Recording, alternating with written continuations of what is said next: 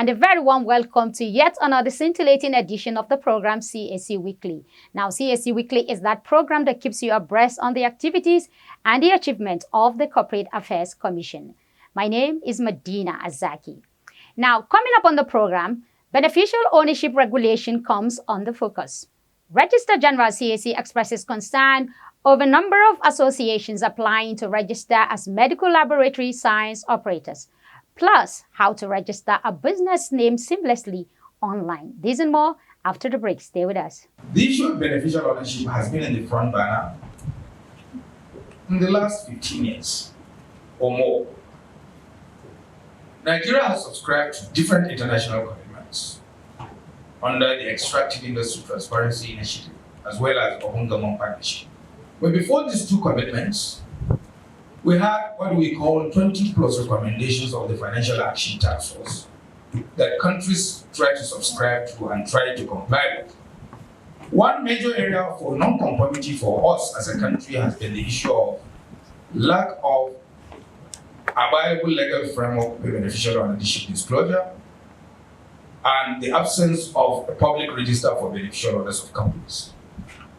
The Companies and Other Matters Act 1990 alludes to the issue of beneficial ownership disclosure, but it only provides then that where a company had reason to believe that somebody is holding shares other than the beneficial owner, the company may require the person to disclose the capacity in which he's holding the shares and the names and particulars of the ultimate beneficiary. Of course, the concern in 1990, when CAMAT 1990 was promulgated, was not about money laundering, was not about terrorism financing, was not about corruption. The concern then was about to avoid surreptitious control, takeover of control for companies. So that was why it was specific to public companies. So that somebody will not go behind and mop up the shares of the company without the knowledge and consent of the director. That's why the law provided that. If the company suspects that somebody is mopping up the shares, they may require that person to disclose on which capacity is holding the shares. So because of the gap in the law, we couldn't fully comply with the requirements of FATA.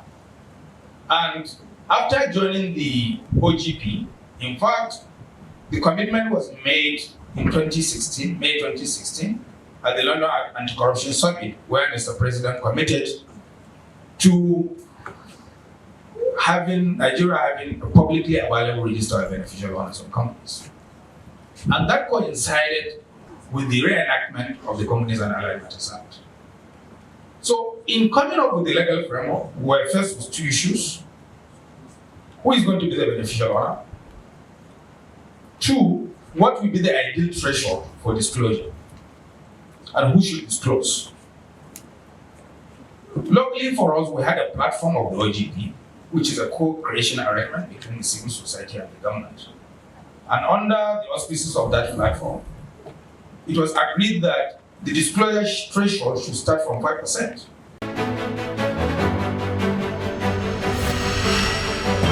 Welcome back. Now start off with the concerns on the proliferations of associations applying to register as medical laboratory science operators. The Registrar General and the CEO of the Corporate Affairs Commission, Alhaji Garba Abubakar, has expressed concern over the number of associations applying to register as medical laboratory science operators, amongst others. Alhaji Garba Abubakar stated this recently while receiving the Registrar and CEO of the Medical Laboratory Science Council of Nigeria, MLSCN, Dr. Tosin Ehabo, on a courtesy call to his office. Garba Abubakar stressed that in view of regulatory concerns, the Commission had repeatedly declined such defective applications and referred them to obtain no objection from the Medical Laboratory Services Accreditation Agency. He therefore restated the Commission's resolve to continue to collaborate with sister regulatory agencies to ensure that due process was followed in all registration processes for sanity and the overall growth of the Nigerian economy. In that regard, the CAC scribe stated that the Commission had granted access to its database to several regulators, among others, for the purpose of due diligence. Of recent, we've seen the proliferation of associations planned to register medical laboratory associations, all manner of things.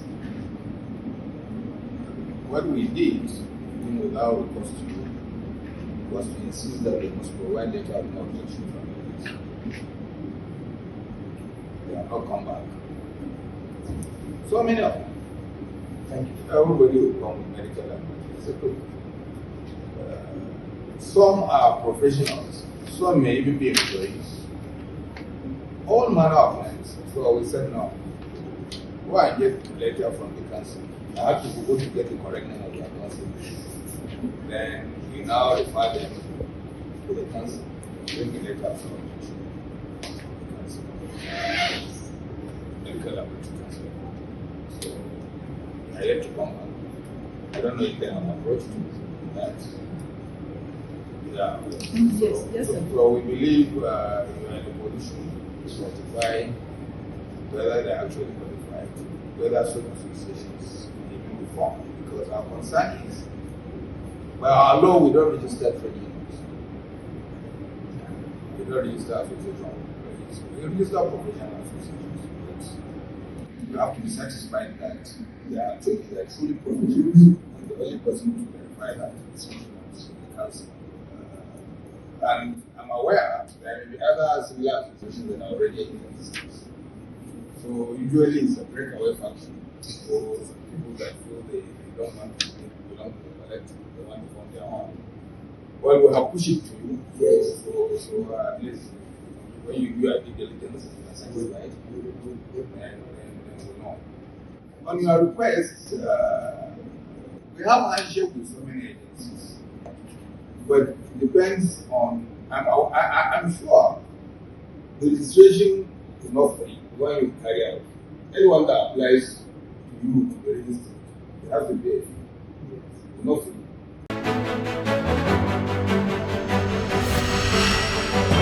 Speaking earlier, the Registrar and CEO of the Medical Laboratory Science Council of Nigeria, Dr. Tosin Ehabo, said he was at the commission to seek collaboration as they make efforts to digitize their processes.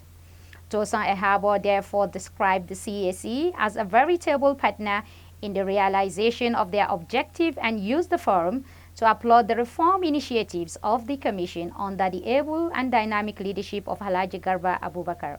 Dr. Ehabo said the MLSCN was established by Act 11 of 23 to, among others, regulate the practice of medical laboratory science in Nigeria. He added that the council also determines from time to time the standard of knowledge and skills to be attained by persons seeking to become medical laboratory scientists, medical laboratory technicians, or medical laboratory assistants, referred to as scientists, technicians, and assistants. According to him, the MLSCN also regulates the training of scientists, technicians, and assistants in any institutions in Nigeria and gives periodic accreditations to institutions. And now moving on to the beneficial ownership, meaning and its regulations. What is a beneficial owner and who is a beneficial owner? There are many perspectives to this, but Investopedia.com says, a beneficial owner is a person who enjoys the benefits of ownership even though the title to some form of property is in another name.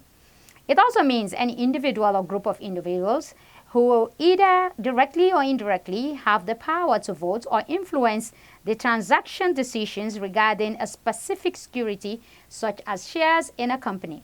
According to Investopedia, the following are some key takeaways from the beneficial ownership concept. A beneficial owner is a person who enjoys the benefits of ownership though the property's title is in another name. Beneficial ownership is distinguished from legal ownership, though in most cases the legal and beneficial owners are one and the same. Publicly traded securities are often registered in the name of a broker for safety and convenience. Wealthy individuals often list their assets on the trust while they remain the beneficial owners. To get a further insight, let's join Mr. Justin Nidia-Bero, Director Compliance CAC, in our interview segment. Please enjoy.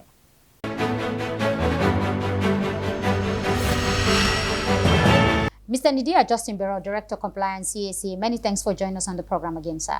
Thank you for having me. All right. Today we'll be looking at the beneficial owner regulations. I know we have done a lot when it comes to beneficial owner or the persons with significant control. But for the benefit of our viewers, to refresh their memories, and especially for new ones who are joining us now, what is the thinking behind beneficial owner?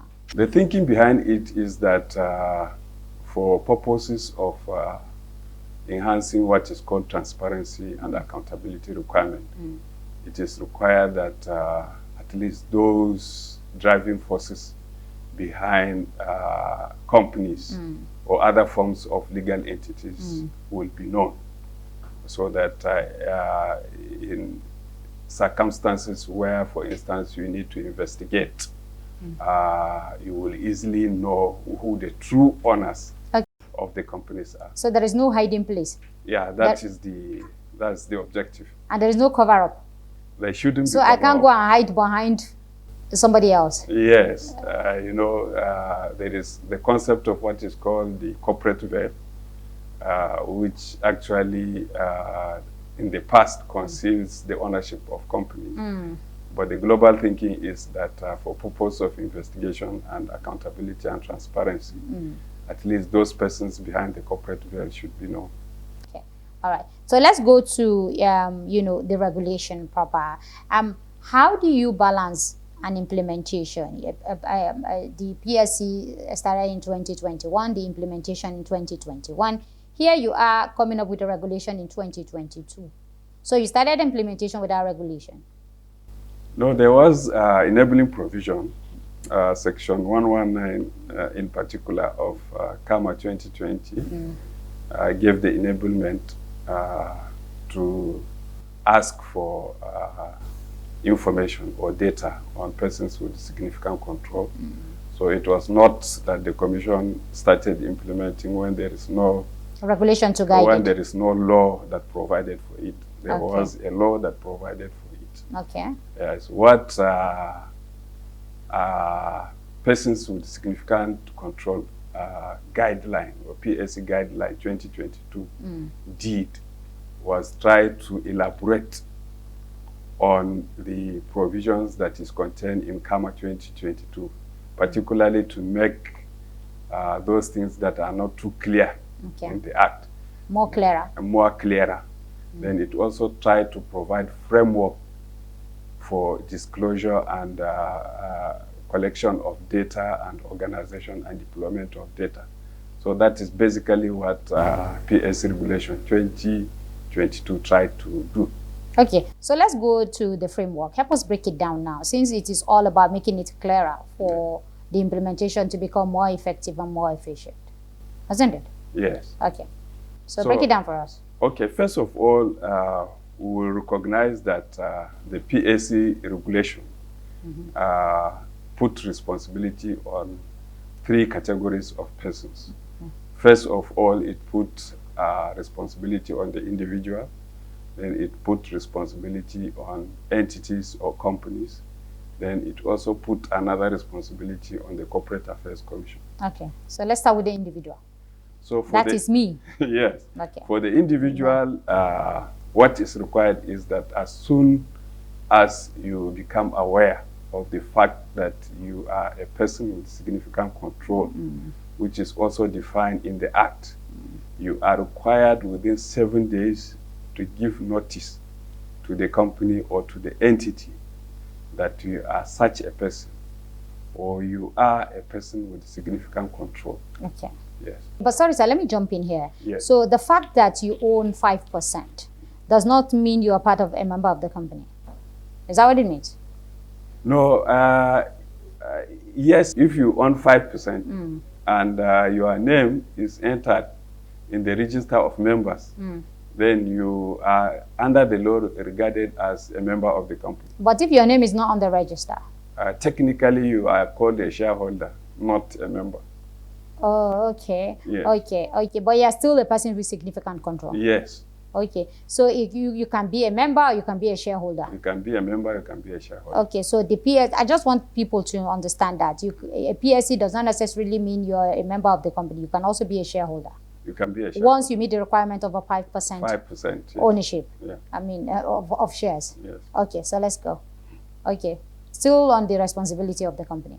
So the company is more about documentation, yes, the company, like we said, or the entity is more about documentation. Yeah, it's about documentation. Okay. You document the information that has been given to you. Okay. And like we said, you do it by way of inscription in the register of members. Okay. Then once you do that, you are also required to, within 1 month, give a notice to the commission Okay. of that fact, that such notices has been given to the company, and these are the details. Okay. For the notice to the commission, there are specialized forms that has been deployed Okay. to help members of the public to do that generally. Okay. Just So, like- but how easy is it, to do the documentation online? Is it Well, that easy? Is it that accessible? Is it very fast? it's accessible if you have internet. Okay. So like we know, like any other electronic processes, quite a lot will depend on the quality of your internet, the quality of... If you don't have a 5G internet, you have a 3G. You well, spend the whole day and trying to upload your details. It's likely to be slow if you have 3G. It's likely, it should be very fast Okay. if you have 5G, yeah. 5G, yes. Okay. Yeah. All right. So let's go to the responsibility of the commission. The individual notify the company within 7 days. Yeah. Then the company notify the commission within 30 days. Yeah. Now, what will the commission do?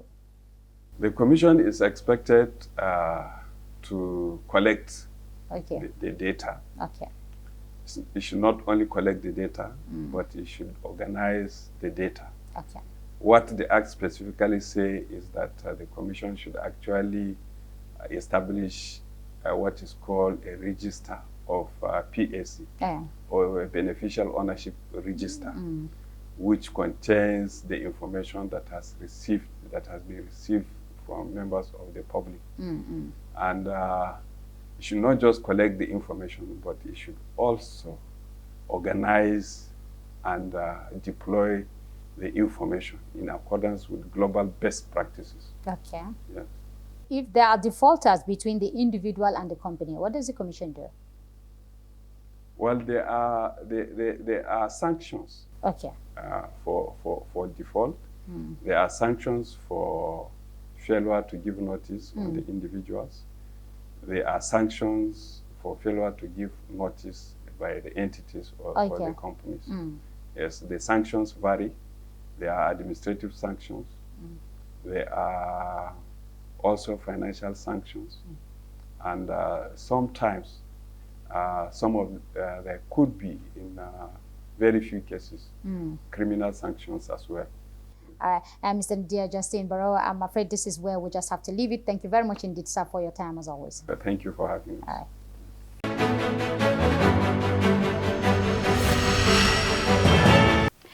Great insight from Mr. Justice Nidia Barrow. And to registration matters. Are you a small business owner desirous of formalizing your business?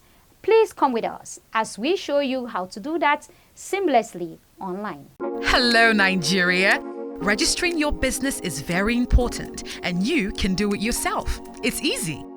The Corporate Affairs Commission CAC has upgraded and launched its registration portal.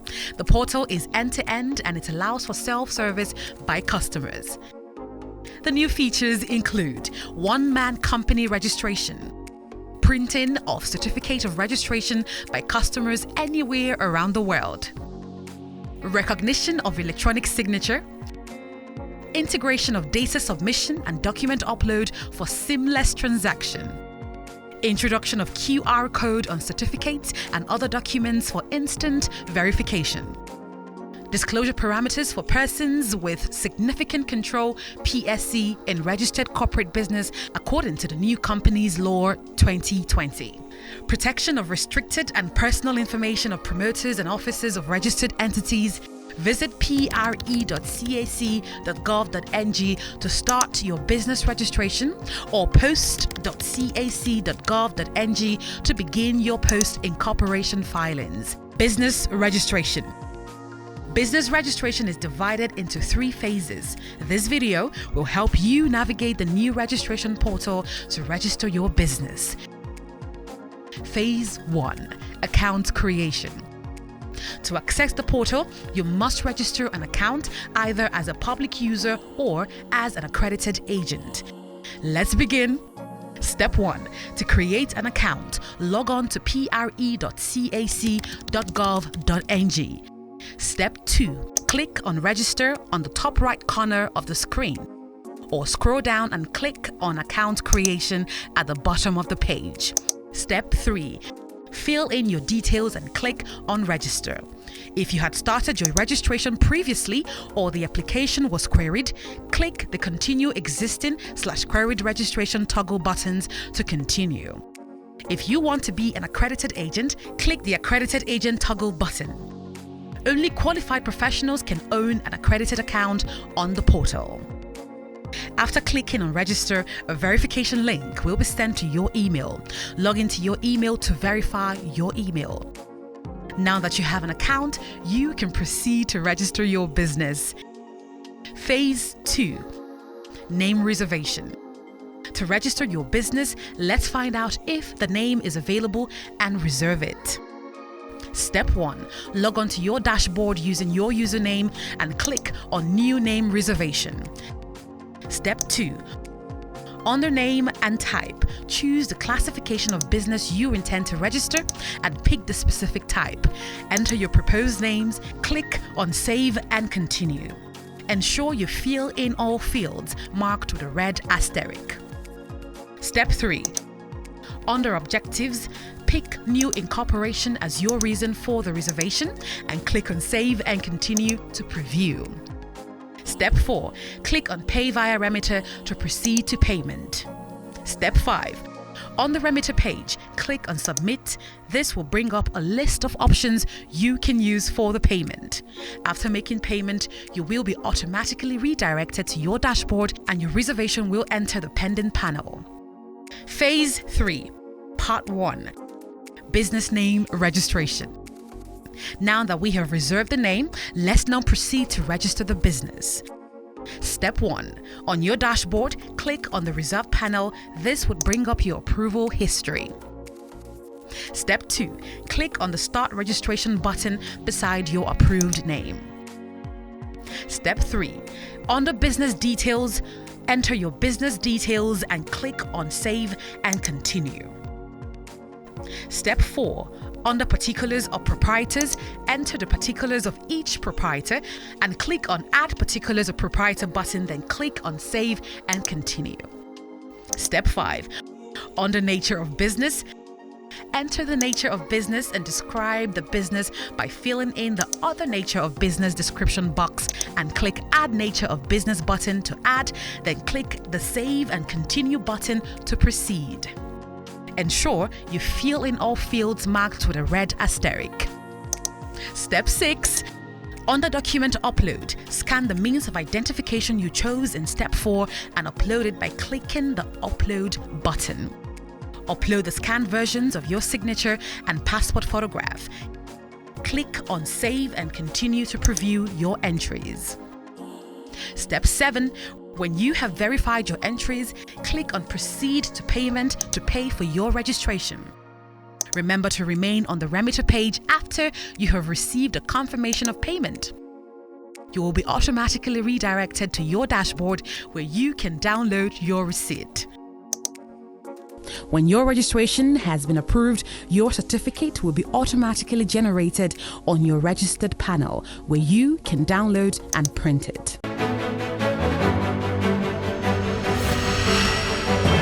Wow, what are you waiting for? Hurry now to pre.cac.gov.ng to register your business. And that does it for this week's editions of the program CAC Weekly. We do hope you enjoyed watching. For comment and questions, please take advantage of our social media handles and our helpline. On Instagram and Facebook, it is Corporate Affairs Commission. Our email is cservice@cac.gov.ng, and our website is www.cac.gov.ng. And our helplines 081-822-99016 or 081-822-98971 or 090-874-01599 or 090-874-01598 or 090-874-01599 and 090-874-01600. Do join us next week for another interesting edition of the program. Same time, same station. From me, Medina Azaki, and the whole team here. Bye for now.